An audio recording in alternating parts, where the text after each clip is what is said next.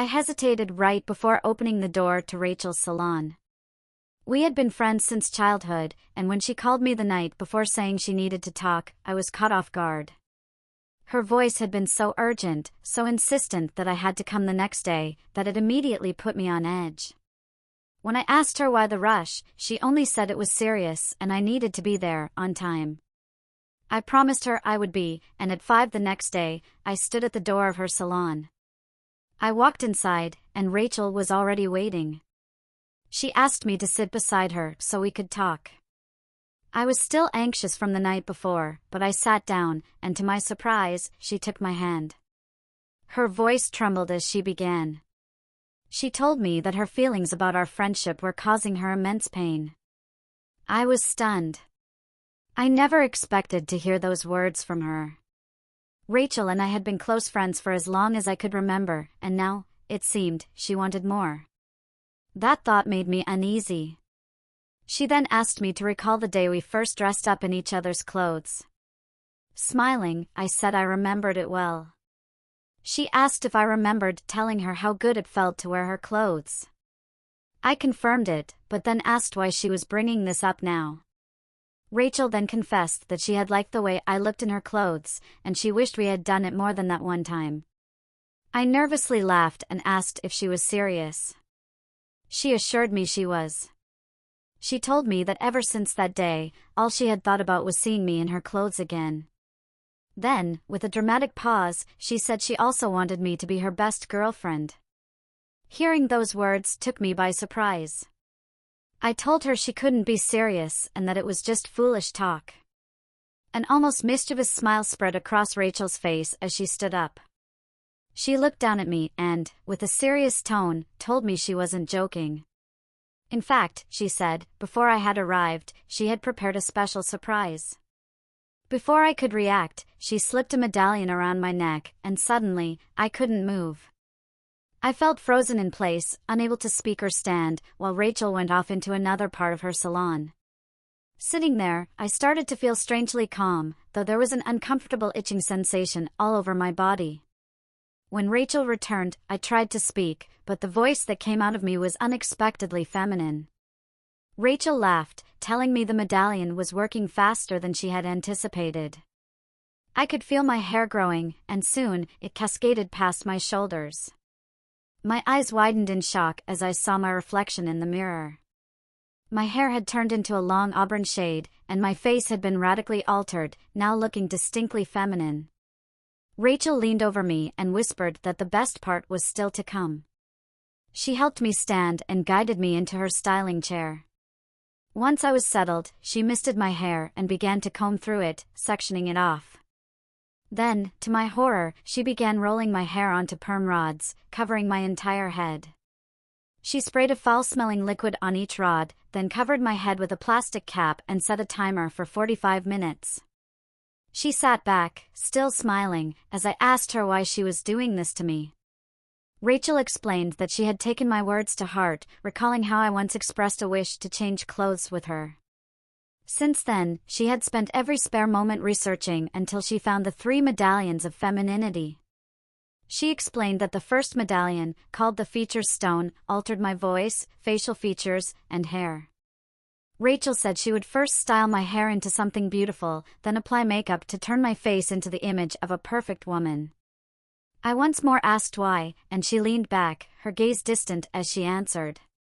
She said it was because she wanted me to experience the beauty and passion that only a woman could feel, to take that feeling and become her girlfriend, lover, and confidant.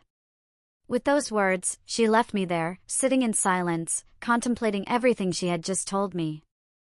I was initially overwhelmed with panic, but as I processed it, I began to wonder if Rachel was just playing some sort of elaborate game with me. But no, looking at my face and hair, I realized this was no joke. It was real. My thoughts cleared when Rachel returned with a second medallion, which she set down beside her chair. I watched as she removed the plastic cap from my hair, then wheeled me over to a sink to rinse it out. A cold liquid was applied to my hair and left for 10 more minutes before being rinsed off. Next, Rachel took out the perm rods and wrapped my hair in a towel before wheeling me back to the styling station.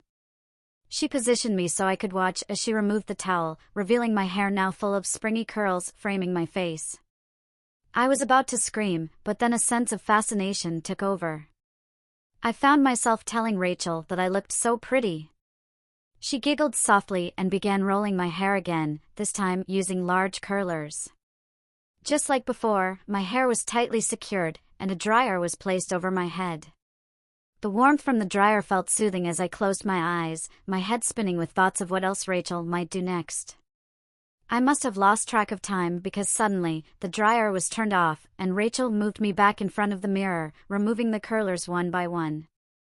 When the last curler came out, I was left with soft curls, and Rachel began arranging them, finally pinning my hair up into a gorgeous updo.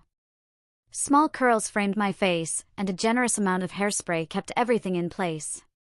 The new style made me look entirely feminine, and my altered facial features seemed to complement it perfectly. Rachel helped me stand and removed my clothes, and I still couldn't resist. Standing before her, she opened a medium-sized package, retrieving a bra, which she carefully fitted onto my chest. A Victorian corset followed, cinching my waist into a sleek hourglass shape. Odd-looking panties were strapped over me, and nylons encased my legs. Smaller high-heeled shoes, too tight for my usual foot size, were placed on my feet and secured. Rachel was finished, and she sat me down, taking the second medallion. She placed the medallion around my neck and fastened it quickly. I soon learned that this one was called the Bountiful Stone. As it settled against my skin, I felt a strange sensation sweeping through me. My skin tightened, and I looked down in disbelief as my feet shrank, and the high heels I was wearing now fit perfectly without any discomfort. My chest began to fill the cups of the bra, now a full D cup. In my inner thighs, I felt a strange sensation as my body seemed to change, and when I looked again, I had been transformed. The corset fell loose as my waist became narrow, my hips curvaceous. Rachel told me I looked incredible. After she dressed me in an elegant evening gown, I saw myself in the mirror, my new form reflecting back at me. The figure staring back was that of a tall, shapely woman, and it all felt so unreal. Rachel gently sat me down again and began applying makeup to my face. Using a small pad, she carefully applied foundation, followed by eyeshadow, and then lined both my upper and lower eyelids. She brushed blush onto my cheeks, traced the outer line of my lips with a pencil, and filled them in with creamy lipstick. With each stroke, my face became more convincing, until it was unmistakably feminine. Rachel told me there was only one thing left to do, to place the final medallion on me. She held up a bright pink one, and as she fastened it around my neck, I immediately felt my mind flooded with a million thoughts and emotions. Curious, I asked her what this medallion was called. She told me it was the medallion of inner self, explaining that it would fill me with the thoughts, feelings, care, and confidence that a woman would have. As I looked down, I saw all three medallions shining brightly on my chest. Slowly, they faded and disappeared into my skin, leaving me with a strange sense of completion. I was now a woman, and Rachel had the partner she had always wanted, someone who could truly understand her as only another woman could. I could comfort her when she was sad, lift her spirits when she was down, and never doubt that I would always be there for her. The three medallions of femininity were now a part of me forever.